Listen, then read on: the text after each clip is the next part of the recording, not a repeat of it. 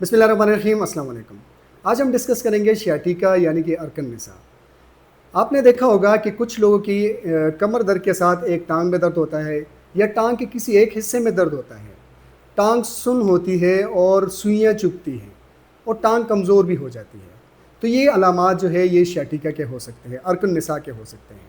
आज की वीडियो में हम समझेंगे कि अर्कन निसा यानी कि शियाटिका होता क्या है, इसकी वजूहात क्या है, इसकी अलामात क्या है, इसकी तशख़ीस हम कैसे कर सकते हैं, इसका तरीक़े इलाज क्या है और इसको हम घर में आसानी से कैसे मैनेज कर सकते हैं। कौन से ऐसे टेक्निक्स है जो अगर हम घर में परफॉर्म करें तो उससे मरीज़ को अफाका हो सकता है। तो चलिए शुरू करते हैं।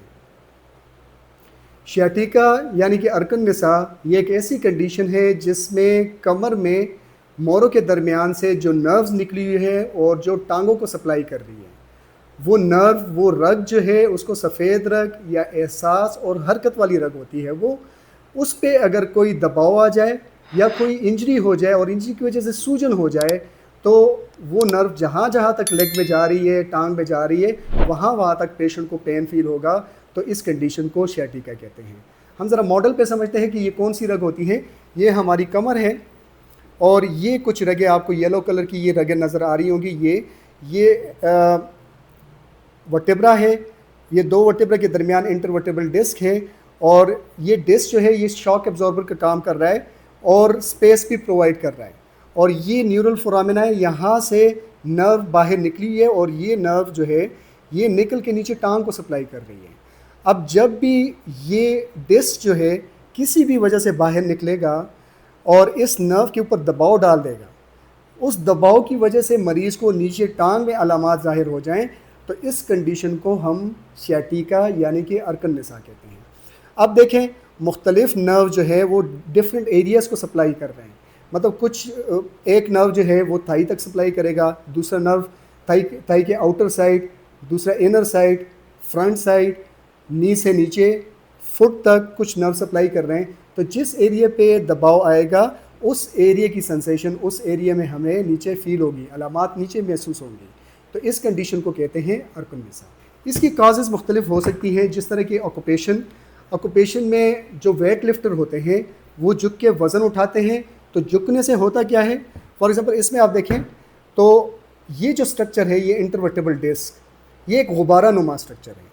अब जब भी मैं झुकूँगा, ऐसे बेंड पोजीशन में जाऊँगा, तो क्या होगा, इस गुब्बारे के आगे वाली साइड पे प्रेशर ज़्यादा पड़ेगा। मतलब आगे वाली साइड पे प्रेशर ज़्यादा पड़ेगा तो गुब्बारा पीछे की तरफ से निकलेगा। तो पीछे की तरफ से जब भी इंटीरियर प्रेशर इंक्रीज़ होगा, यहाँ पर दबाव ज़्यादा होगा, तो ये डिस्क जो है ये निकल के इस नर्व के ऊपर, फॉर एग्ज़ाम्पल ये देखें, ये एक दिखाया हुआ भी है कि यहाँ पर दबाव आया और ये निकल के इस नर्व के ऊपर इसने दबाव डाल दिया। तो हैवी वेट उठाने से यहाँ पर इंटीरियर प्रेशर पड़ा और इंटरवर्टेबल डिस्क का जो न्यूक्लियस पल्पोसस, इसके अंदर जो पानी है वो निकल के नर्व के ऊपर उसने दबाव डाल दिया। तो इससे भी शियाटिका अर्कन निसा हो सकता है। जो लोग ऑफिस वर्कर है, कंप्यूटर ऑपरेटर है, सिटिंग पोजीशन में जिनकी ज़्यादा जॉब है, प्रोलॉन्ग टाइम के लिए सिटिंग पोजीशन में होते हैं, तो उनका भी इंटीरियर प्रेशर ज़्यादा होता है और उसमें भी पोस्टीरियर लेटरल जो है, पोस्टीरियर साइड पे और लेटरल साइड पे डिस्क का निकलने के चांसेस है और उसकी वजह से जो है दबाव आ सकता है इस नर्व के ऊपर। इसके अलावा डीजनरेटिव चेंजेस बहुत ज़्यादा ओल्ड एज में, थोड़ी सी 40+ एज में अगर डीजनरेटिव चेंजेस हैं तो इस एरिया के ये जो आपको फोरामिना नज़र आ रहा है, इसका स्पेस कम हो जाएगा और इस स्पेस की वजह से भी नर्व के ऊपर दबाव हो सकता है।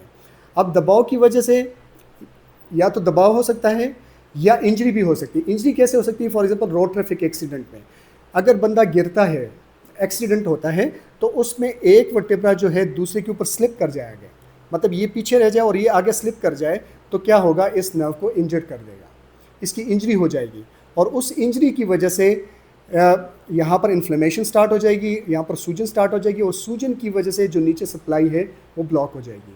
मतलब जो एहसास है और जो हरकत है उस पर इफ़ेक्ट आ सकता है। शियाटिका के अलामात में शामिल है कमर का दर्द और साथ में टांग का दर्द।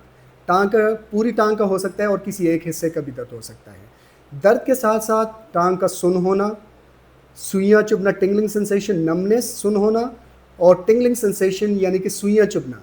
और उसके बाद जो है जब ज़्यादा अरसे तक अर्कन निसा या शियाटिका होगा तो एक टांग जो है वो कमज़ोर भी होना शुरू हो जाती है और पेशेंट को चलने में तकलीफ़ होती है, वो चल नहीं सकता और पाँव को अंदर की तरफ मोड़ना, पाँव की हरकत जो है वो उसकी लिमिटेड हो जाएगी कमज़ोरी की वजह से। मतलब ये जहाँ जहाँ तक पट्ठों को सप्लाई कर रहा है वो पट्टे जो है वो कमज़ोर भी हो जाएंगे, जिसकी वजह से चलने में तकलीफ़, उठने बैठने में तकलीफ़ और पाँव को इनवर्ड और आउटवर्ड मूव करने में भी तकलीफ़ होती है। और इसके कुछ साइंस हैं, मतलब पेशेंट जब सुबह उठता है तो उसको टांग में दर्द होता है, रात को सोते वक्त भी दर्द होता है, जब ज़्यादा देर बैठे और उसके बाद खड़ा हो जाए तो फिर भी दर्द शुरू हो जाता है। पेशेंट जब स्टूल पास करे, वॉशरूम में स्टूल पास करे, तो उस टाइम पे जो प्रेशर इंटरनल एब्डोमेन में क्रिएट हो रहा है और जो हम प्रेशर लगाते हैं स्टूल पास करने के लिए, उसकी वजह से भी एक टांग में दर्द और सुन होना शुरू हो सकता है।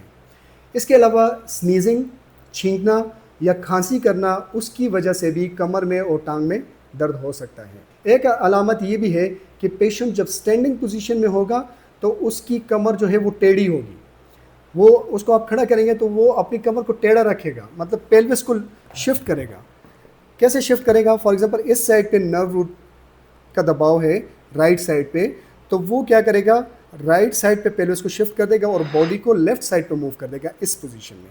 इस पोजीशन में क्या होता है कि नर्व के ऊपर दबाव हट जाता है, नर्व से दबाव हट जाता है और उसके सिम्टम्स जो है वो कम होते हैं। ये भी एक क्लासिकल साइन है और डायग्नोस्टिक साइन है कि अगर पेशेंट की एक टांग और कमर में दर्द है, वो आपके पास आए और वो टेढ़ा चल रहा है, तो इसका मतलब ये कि हम ये कह सकते हैं कि मैं भी इसको अर्कुन निसा हो, क्योंकि ये जब अपने कमर को सीधा करेगा, बिल्कुल स्ट्रेट होगा, तो इसके नर्व के ऊपर दबाव आ रहा है और ये दबाव को हटाने के लिए क्या कर रहा है, अपने आप को पेल्विस को शिफ्ट कर रहा है एक साइड पे और अपने आप को दूसरी साइड पे टिल्ट कर रहा है ताकि ओपनिंग हो और नीचे सप्लाई जो है वो कंटिन्यू हो। तो ये इसके कुछ क्लासिकल साइन एंड सिम्टम थे जिसकी बेस पे हम कह सकते हैं कि इस पेशेंट को अर्कुन निसा या sciatica है।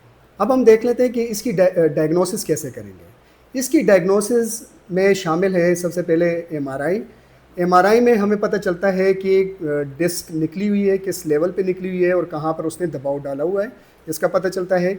इसके अलावा एक्सरे से हमें जो लॉर्डोसिस है उसका पता चल सकता है और डिस्क स्पेस, इंटरवर्टिब्रल डिस्क के दरमियान जो स्पेस है उसका पता चल सकता है हमें।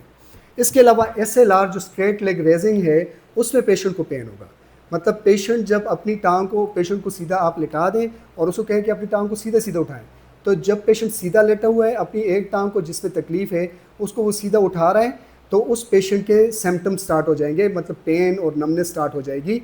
तो ये इंडिकेट कर रहा है sciatica या अर्कुन निसा। इसके साथ साथ जो मैंने प्रीवियसली डिस्कस किया कि पेल्विस को उसने शिफ्ट किया होगा एक साइड पे और कमर में टेढ़ापन भी होगा, तो ये कुछ डायग्नोस्टिक क्राइटेरिया था अर्कुन निसा को डायग्नोस करने के लिए। अब हम आते हैं ट्रीटमेंट प्रोटोकॉल की तरफ। तो ट्रीटमेंट प्रोटोकॉल में हमारे पास 3 ऑप्शंस हैं। पहला ऑप्शन जो होता है, अगर एक्यूट स्टेज है तो उसमें pain killer medicines, muscle relaxant और उसके साथ साथ जो है रेस्ट और लंबर सपोर्ट जो है वो यूज़ करेंगे। लंबर सपोर्ट रेस्टिंग के लिए है ताकि लंबर स्पाइन में, कमर में ज़्यादा मोबिलिटी ना हो, मूवमेंट ना हो और इन्फ्लेमेशन ज़्यादा ना हो, तो पेशेंट की कंडीशन जो है आहिस्ता आहिस्ता बेहतर होना शुरू हो जाएगी और पेशेंट की पोजीशनिंग आपने करनी है। दूसरा ऑप्शन जो है वो फिजियोथेरेपी प्रोटोकॉल है। तो थ्रू फिजियोथेरेपी हम कुछ ऐसी पोजीशन बनाते हैं जिसकी वजह से जो डिस्क बाहर की तरफ निकला हुआ है वो उस पोजीशन की वजह से नीचे रिड्यूस हो और हम स्पेस इंक्रीज़ करने के लिए कुछ थेरेपीज़ करते हैं और कुछ स्ट्रेचेस वगैरह है। इसके साथ साथ जो लास्ट ऑप्शन होता है, अगर इस तरीके से पेशेंट मैनेज नहीं हो पा रहा तो फिर फाइनल ऑप्शन होता है लेमिनेक्टोमी यानी कि सर्जरी। तो सर्जिकल इंटरवेंशन के थ्रू उसको रिलीज़ कर दिया जाता है।